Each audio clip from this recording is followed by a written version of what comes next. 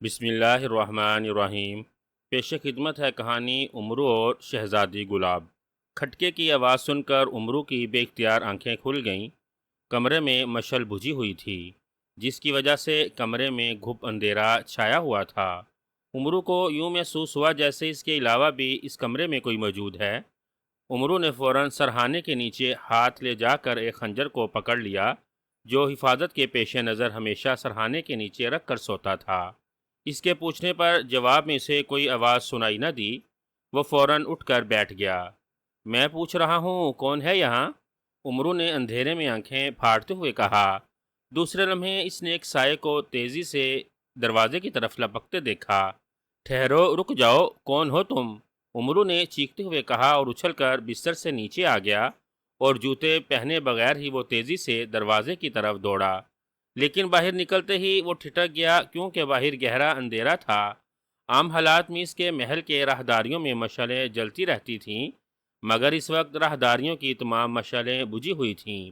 اچانک اسے راہداری میں ایک طرف بھاگتے قدموں کی آواز سنائی دی، تو وہ تیزی سے اس طرف لپکا، لیکن ابھی وہ کچھ ہی آگے گیا ہوگا کہ اس کا پیر کسی سے ٹکرایا اور وہ اچھل کر گر پڑا۔ وہ چونکہ پورے زور سے اچھل کر گرا تھا، اسی لیے اس کے منہ سے بے ساختہ چیخ نکل گئی تھی، اور اس کے ہاتھ سے خنجر بھی نکل گیا تھا۔ امرو کراہتے ہوئے اٹھا اور چیخ چیخ کر اپنے ملازموں کو آوازیں دینے لگا، لیکن اس کی آوازیں سن کر کوئی وہاں نہ آ رہا تھا۔ یہ کیا ہو رہا ہے؟ کوئی میری آواز کیوں نہیں سن رہا؟ امرو نے حیرت بھرے لہجے میں کہا۔ اس نے ایک بار پھر چیخ کر اپنے ملازموں کو پکارا، مگر اسے جواب میں پھر کوئی آواز سنائی نہ دی، تو وہ حیران رہ گیا۔ ان دنوں امرو عیار بصرہ میں اپنے محل میں آیا ہوا تھا۔ چاند تارا چونکہ ان دنوں کسی سہیلی کی شادی میں شرکت کے لیے گئی ہوئی تھی، اسی لیے امرو عیار محل میں عیش و آرام سے سو رہا تھا۔ اس کا محل کنیزوں اور ملازموں سے بھرا ہوا تھا، جو اس کی ایک آواز پر علادین کے جن کی طرح نمودار ہو جاتے تھے، اور اب امرو عیار حلق پھاڑ پھاڑ کر انہیں آوازیں دے رہا تھا، مگر اس کے پاس آنا تو ایک طرف، کوئی اس کی آوازوں کا جواب بھی نہیں دے رہا تھا۔ او نہیں، کہاں مر گئے ہیں یہ سب؟ امرو نے منہ بناتے ہوئے کہا، پھر وہ اندازے سے دیوار کے اس حصے کی طرف بڑھا جہاں اس کے خیال کے مطابق مشعل ہونی چاہیے تھی۔ مشعل کو ہاتھ لگتے ہی اس نے اس کے نیچے تاک میں ہاتھ مارا تو اس کے ہاتھ میں دو چھوٹے پتھر آ گئے، جو چگماق پتھر تھے۔ ان پتھروں کو مشعل کے اوپر رگڑنے لگا۔ پتھروں سے چنگاڑیاں سی نکل کر مشعل پر پڑیں تو اچانک مشعل جل اٹھی۔ امرو نے پتھر تاک میں رکھے اور دیوار سے اس مشعل کو اتار کر ہاتھ میں لے لیا۔ وہ مشعل لے کر مڑا ہی تھا کہ یک لخت اچھل پڑا۔ اس سے کچھ فاصلے پر اس کا ایک ملازم گرا پڑا تھا۔ او، یہ تو ہادی ہے، اسے کیا ہوا؟ یہ یہاں کیوں پڑا ہے؟ امرو نے حیرت بھرے لہجے میں کہا۔ وہ تیزی سے آگے بڑھا اور ہادی نامی ملازم کو جھک کر غور سے دیکھنے لگا۔ ملازم ہادی کا انداز صاف بتا رہا تھا کہ وہ بے ہوش ہے۔ ارے، یہ تو بے ہوش ہے، کیا ہوا اسے؟ یہ بے ہوش کیسے ہو گیا؟ امرو نے حیرت بھرے لہجے میں کہا۔ اس نے مشعل اونچی کر کے دوسری طرف دیکھا تو اسے کچھ فاصلے پر ایک اور ملازم بے ہوش پڑا دکھائی دیا۔ امرو اٹھ کر اس کی طرف آیا اور پھر اس کے ہونٹ حیرت اور پریشانی سے سیٹی بجانے والے انداز میں سکڑ گئے۔ راہداری میں اس کے تمام ملازم اور دربان الٹے سیدھے انداز میں گرے نظر آ رہے تھے۔ وہ سب کے سب بے ہوش تھے۔ امرو انہیں بغور دیکھتا رہا۔ ان کے جسموں پر زخم نہیں تھے، لیکن وہ اس طرح بے ہوش پڑے تھے جیسے وہ اچانک اپنی جگہوں پر کھڑے کھڑے گر گئے ہوں۔ امرو مشعل لے کر محل میں گھومتا رہا اور یہ دیکھ کر اس کی حیرت بڑھتی جا رہی تھی کہ محل کے دوسرے حصوں اور کمروں میں بھی اس کے تمام ملازم اور کنیزیں اسی طرح بے ہوش تھیں۔ محل کے تمام دروازے کھلے ہوئے تھے، یہاں تک کہ محل کے باہر پہرا دینے والے پہرے دار بھی اسی طرح بے ہوش پڑے تھے۔ آخر ہوا کیا ہے؟ یہ سب ایک ساتھ کیسے بے ہوش ہو گئے؟ امرو نے حیرت کے عالم میں بڑبڑاتے ہوئے کہا۔ پھر اچانک امرو بری طرح سے اچھل پڑا۔ دوسرے ہی لمحے وہ مڑا اور نہایت تیزی سے محل کے اندرونی حصے کی طرف بھاگتا چلا گیا۔ مختلف راہداریوں اور راستوں سے گزرتا ہوا وہ زنان خانے کی طرف آیا۔ یہاں بھی جگہ جگہ کنیزیں بے ہوش پڑی تھیں۔ کنیزوں کو بھی بے ہوش دیکھ کر امرو اور زیادہ پریشان ہو گیا۔ وہ تیزی سے ایک کمرے کی طرف بڑھا اور کمرے کے دروازے کے قریب آ کر رک گیا۔ کمرے کا دروازہ بند تھا۔ خدا خیر کرے، پتہ نہیں اندر شہزادی گلاب ہے یا نہیں، امرو نے بڑبڑاتے ہوئے کہا۔ وہ آگے بڑھا اور اس نے زور زور سے دروازے پر ہاتھ مارنا شروع کر دیے۔ شہزادی صاحبہ، کیا آپ اندر ہیں؟ عمرو نے دروازے پر ہاتھ مارتے ہوئے زور زور سے کہا، لیکن اندر سے کوئی جواب نہ آیا۔ شہزادی گلاب 2 روز قبل ملک آرستان سے آئی ہوئی تھی۔ وہ شہزادی چاند طارہ کی سہیلی تھی۔ وہ شہزادی چاند طارہ سے ملنے اکثر آتی رہتی تھی، لیکن اس بار جب وہ آئی تو شہزادی چاند طارہ وہاں موجود نہ تھی۔ عمرو عیار چونکہ شہزادی گلاب کو جانتا تھا، اسی لیے اس نے اپنے طور پر شہزادی گلاب کی خاطر مدارت میں کوئی کمی نہ چھوڑی تھی۔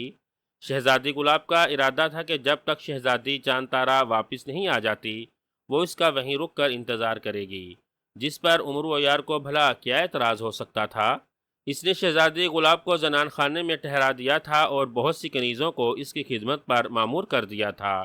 اب عمرو عیار کو فکر ہو رہی تھی کہ ایک تو اس نے جس سائے کو اپنے کمرے سے نکلتے دیکھا تھا وہ کون تھا، محل کی تمام مشعلیں کس نے بجھائی تھیں، اور محل کے تمام پہرے دار، ملازم اور کنیزیں کیسے بے ہوش ہو گئی تھیں۔ کہیں ایسا تو نہیں کہ کوئی شہزادی گلاب کو نقصان پہنچانے کے لیے یہاں آیا ہو؟ مگر وہ جو بھی کوئی تھا، اگر شہزادی گلاب کو نقصان پہنچانے کے لیے آیا تھا تو اسے عمرو عیار کے کمرے میں آنے کی کیا ضرورت تھی؟ اور پھر وہ عمرو کے جاگنے پر فوراً باغ کیوں گیا تھا؟ عمرو کے ذہن میں زنان خانے کے محافظوں، دربانوں اور کنیزوں کو دیکھ کر گدگد سی ہونے لگی تھی، اسی لیے وہ شہزادی گلاب کے کمرے کا دروازہ دھڑا دھڑ پیٹ رہا تھا، لیکن اندر سے اسے کوئی جواب نہیں مل رہا تھا۔ او نہیں، معاملہ گڑبڑ لگتا ہے، مجھے پائیں باغ کی کھڑکی سے اندر جا کر دیکھنا چاہیے۔ خدا کرے شہزادی گلاب خیریت سے ہو، ورنہ میں بیگم چاند طارہ کو کیا جواب دوں گا؟ عمرو نے پریشانی کے عالم میں کہا۔ پھر وہ فوراً پائیں باغ کی طرف چل پڑا۔ پائیں باغ میں آ کر وہ شہزادی گلاب کے کمرے کی پچھلی طرف آیا۔ اس طرف شہزادی گلاب کے کمرے کی کھڑکی کھلی تھی۔ عمرو فوراً کھڑکی کی طرف بڑھا۔ شہزادی گلاب کے کمرے میں بھی اندھیرا تھا۔ شہزادی صاحبہ، کیا آپ کمرے میں ہیں؟ عمرو نے کھڑکی کے قریب آ کر شہزادی گلاب کو آوازیں دیتے ہوئے کہا، مگر شہزادی گلاب نے اس کی بات کا کوئی جواب نہ دیا تو عمرو نے کھڑکی کے کنارے پکڑے اور اچھل کر کھڑکی میں آ گیا۔ اس نے مشل والا ہاتھ بلند کر کے کمرے میں روشنی ڈالی تو یہ دیکھ کر اس کے اوسان خطا ہو گئے کہ کمرے میں شہزادی گلاب موجود نہ تھی۔ اوہ، یہ شہزادی گلاب کہاں چلی گئی ہے؟ عمرو نے پریشانی کے عالم میں کہا اور کھڑکی سے کود کر کمرے میں آ گیا۔ اس نے ادھر ادھر شہزادی گلاب کو تلاش کیا، مگر شہزادی گلاب واقعی کمرے سے غائب تھی۔ عمرو نے کمرے کی دیواروں پر لگی مشلوں کو جلا کر کمرے میں روشنی کر دی۔ اس نے دروازے کی طرف جا کر دروازے کی چٹکنیوں کو دیکھنا چاہا تو وہ یہ دیکھ کر بری طرح سے چونک اٹھا، کیونکہ دروازہ کھلا ہوا تھا۔ حالانکہ عمرو جب دوسری طرف سے دروازہ کھٹکھٹا رہا تھا تو یہ دروازہ بند تھا۔ یہ کیسے ہو سکتا ہے؟ یہ دروازہ کیسے کھل گیا؟ یہ تو بند تھا۔ عمرو نے حیرت زدہ لہجے میں کہا۔ اس نے سوچا کہ ہو سکتا ہے دروازے کے کھڑکنے کی آواز سن کر شہزادی گلاب کی آنکھ کھل گئی ہو، اور جب عمرو پائیں باغ کی طرف گیا ہو تو تب شہزادی دروازہ کھول کر باہر نکل گئی ہو۔ یہ سوچ کر وہ دروازے سے باہر نکل آیا۔ اس نے ایک بار پھر شہزادی گلاب کو آوازیں دیں، مگر اس مرتبہ بھی شہزادی گلاب کی جواباً کوئی آواز سنائی نہ دی تو عمرو حیران ہوئے بغیر نہ رہ سکا۔ پھر عمرو نے ایک ملازم کو ہوش دلانے کے لیے اس کے چہرے پر پانی کے چھینٹے مارے۔ جیسے ہی ملازم کو ہوش آیا وہ یک لخت بری طرح سے چیخنے چلانے لگا۔ ہاشم، ہاشم، کیا ہوا ہے تمہیں؟ کیوں چیخ رہے ہو؟ عمرو نے اس کے کاندھوں سے پکڑ کر بری طرح سے جھنجھوڑتے ہوئے کہا تو اسے جیسے مکمل طور پر ہوش آ گیا۔ اوہ آقا، آپ وہ کہاں ہے؟ ہاشم نے ادھر ادھر دیکھتے ہوئے خوف زدہ لہجے میں کہا۔ وہ کون؟ وہ کس کی بات کر رہے ہو؟ عمرو نے حیران ہو کر کہا۔ سبز دیو ہاشم کے منہ سے نکلا تو عمرو بری طرح سے اچھل پڑا۔ سبز دیو؟ عمرو نے کہا۔ جی ہاں آقا، وہ ایک سبز رنگ کا دیو تھا، انتہائی لمبا تڑنگا۔ اس نے سرخ سفید اور نیلی دھاریوں والا جھانگیا پہن رکھا تھا۔ اس کا سر گنجا تھا۔ ہاشم نے خوف زدہ انداز میں عمرو کو سبز دیو کا حلیہ بتاتے ہوئے کہا۔ او، تو کیا یہاں کوئی سبز دیو آیا تھا؟ عمرو نے ہونٹ بھینچتے ہوئے کہا۔ جی ہاں آقا، وہ اچانک یہاں نمودار ہوا تھا۔ اسے دیکھ کر محل کے پہرے دار گھبرا گئے تھے۔ پھر اس نے اچانک بھاڑ جیسا منہ کھول کر زور سے پھونک ماری تو اچانک مجھے یوں محسوس ہوا جیسے میرے سارے جسم میں آگ لگ گئی ہو۔ تیز اور خوفناک آگ جس نے چند ہی لمحوں میں مجھے جلا کر بزم کر دیا ہو۔ اس کے بعد مجھے کچھ یاد نہیں کہ کیا ہوا تھا۔ ہاشم نے لرزتے ہوئے کہا، او نہیں، تو اس سبزیوں نے اسی طرح پھونک مار کر میرے محل کے تمام خادموں، ملازموں اور پہرے داروں کو بے ہوش کیا تھا۔ مگر وہ تھا کون، اور اس کا یہاں آنے کا مقصد کیا تھا؟ عمرو نے خود کلامی کرتے ہوئے کہا۔ عمرو چند لمحے سوچتا رہا، پھر اس نے ہاشم کو کہا کہ وہ محل کے خادموں، کنیزوں، محافظوں اور پہرے داروں کو ہوش میں لانے کی اس کی مدد کرے۔ ہاشم نے اس بات میں سر ہلایا اور اٹھ کر کھڑا ہوا، اور پھر عمرو اور ہاشم دونوں بے ہوش افراد پر پانی کے چھینٹے ڈال کر انہیں ہوش میں لانے لگے۔ کچھ ہی دیر بعد ان سب کو ہوش آ گیا۔ وہ سب اسی طرح ڈرے ہوئے تھے۔ ان کا بیان بھی ہاشم کے بیان سے مختلف نہیں تھا۔ او نہیں، مجھے اس سبزیوں کے بارے میں معلوم کرنا پڑے گا۔ وہ کون تھا، کہاں سے آیا تھا، اور شہزادی گلاب کہاں غائب ہو گئی ہے؟ عمرو نے بڑبڑاتے ہوئے کہا، اور ان سب کو اپنے اپنے کام کرنے کا کہہ کر عمرو واپس اپنے کمرے میں آ گیا۔ کمرے میں آ کر عمرو نے دروازہ بند کیا اور اپنے پلنگ پر آ کر بیٹھ گیا۔ اس نے زنبیل سے سنہری تختی نکالی اور اسے غور سے دیکھنے لگا۔ سنہری تختی، مجھے سبزیوں کے بارے میں بتایا جائے۔ عمرو نے سنہری تختی سے مخاطب ہو کر کہا، تو اچانک سنہری تختی میں چمک سی پیدا ہوئی اور اس پر سیاہ حروف پھیلتے چلے گئے۔ خواجہ عمرو عیار کو بتایا جاتا ہے کہ سبزیوں کا نام زگاٹا دیو ہے، جو ایک بدصورت جادوگرنی کا بیٹا ہے۔ بدصورت جادوگرنی جس کا نام ساشی جادوگرنی ہے۔ اس نے زگاٹا دیو کو عمرو عیار کے محل میں شہزادی گلاب اور عمرو عیار کی مشہور زمانہ زنبیل حاصل کرنے کے لیے بھیجا تھا۔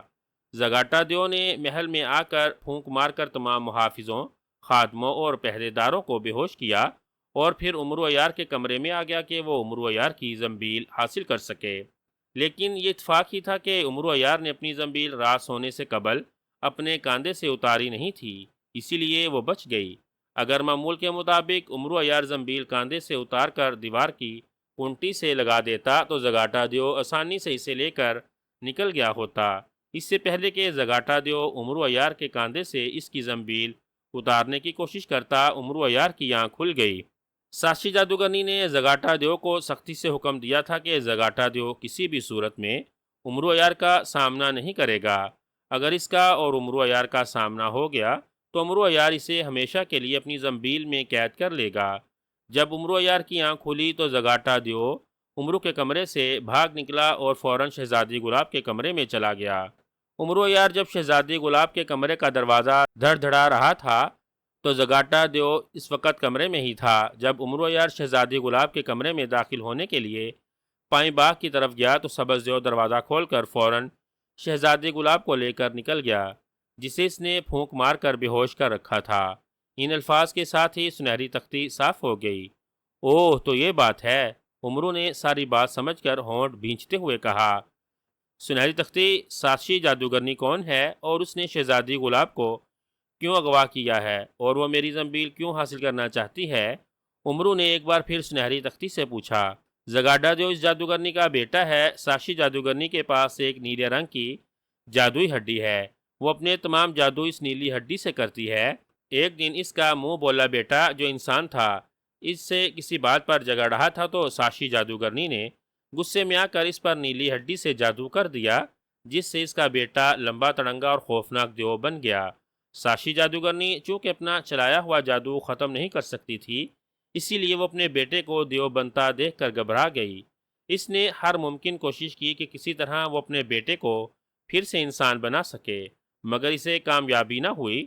زگاٹا کو بھی دیو بن کر غصہ آ رہا تھا، کیونکہ ایک تو وہ پہلے ہی بدصورت تھا، دیو بن کر وہ اور بھی زیادہ بدصورت ہو گیا تھا۔ اس نے اپنی ماں سے کہا کہ وہ اسے دوبارہ انسانی روپ میں لائے، ورنہ اس بدصورت دیو سے کوئی بھی لڑکی شادی نہیں کرے گی۔ ساشی جادوگرنی نے زگاٹا کو دیو سے دوبارہ انسانی روپ میں لانے کی بہت کوششیں کیں، مگر اس کی کوئی کوشش کامیاب نہ ہوئی۔ تو اس نے اپنے ایک استاد جادوگر سے رابطہ کیا۔ استاد جادوگر نے ساشی جادوگرنی سے کہا، اگر وہ زگاٹا کو دوبارہ انسانی روپ میں لانا چاہتی ہے تو ملک آرستان کی شہزادی گلاب سے زبردستی اس کی شادی کر دے۔ ملک آرستان کی شہزادی گلاب دنیا کی حسین ترین شہزادی ہے۔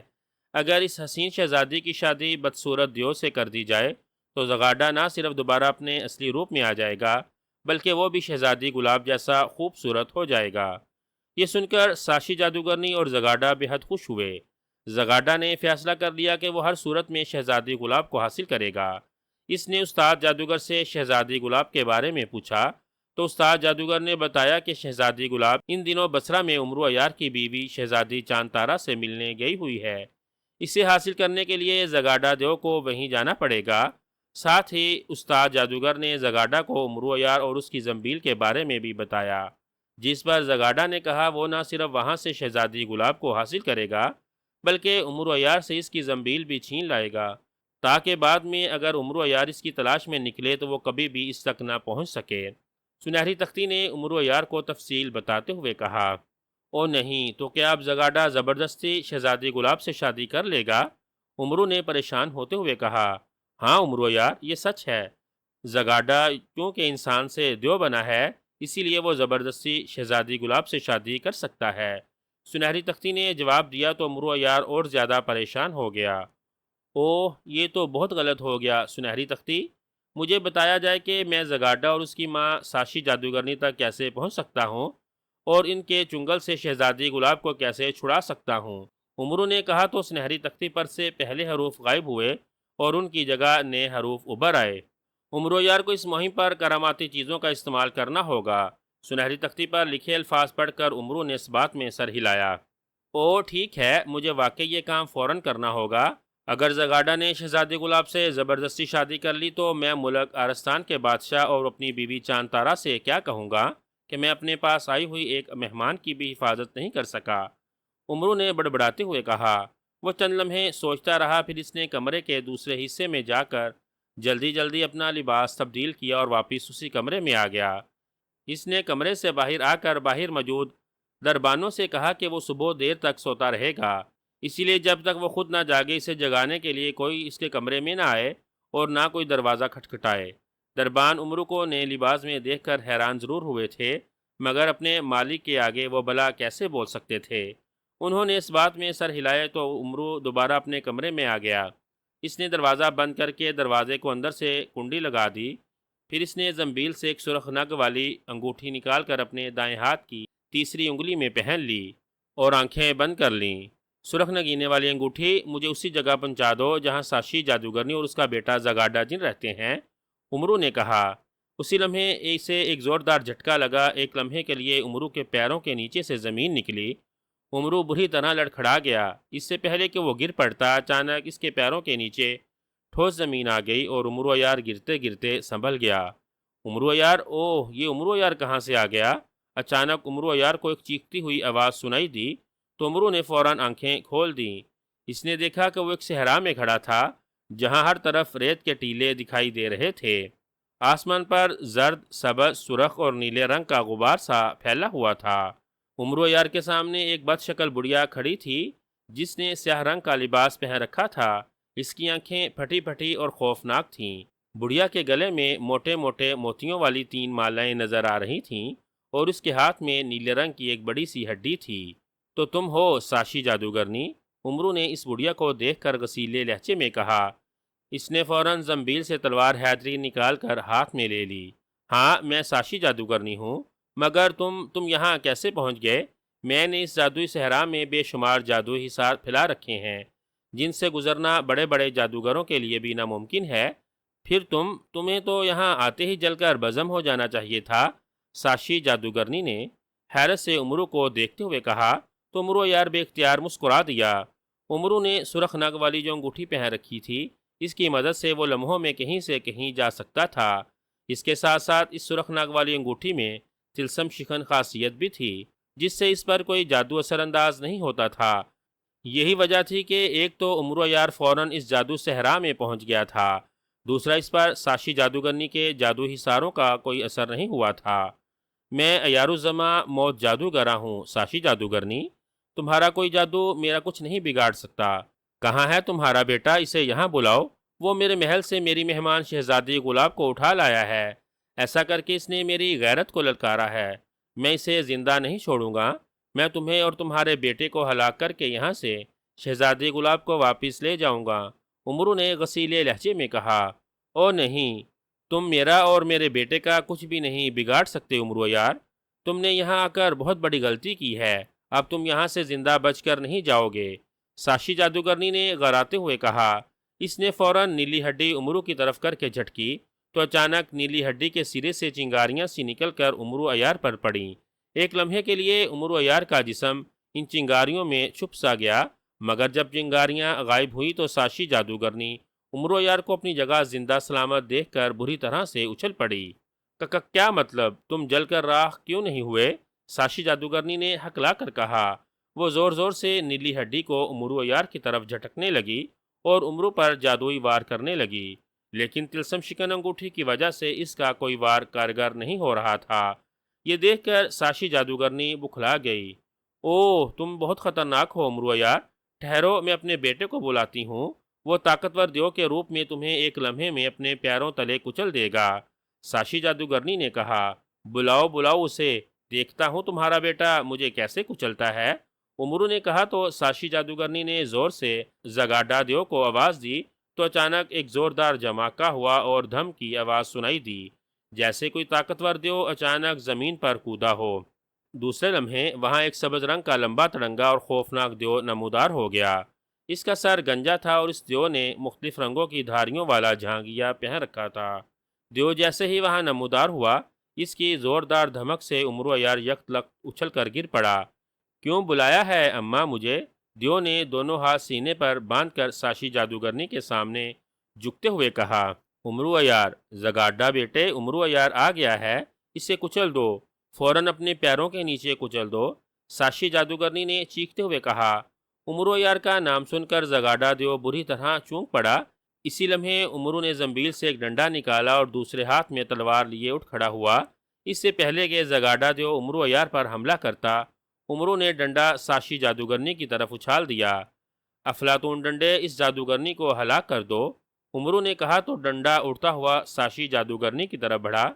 ساشی جادوگرنی نے اس ڈنڈے سے بچنے کی بہت کوشش کی، مگر ڈنڈا زور زور سے اس کے سر پر لگنے لگا۔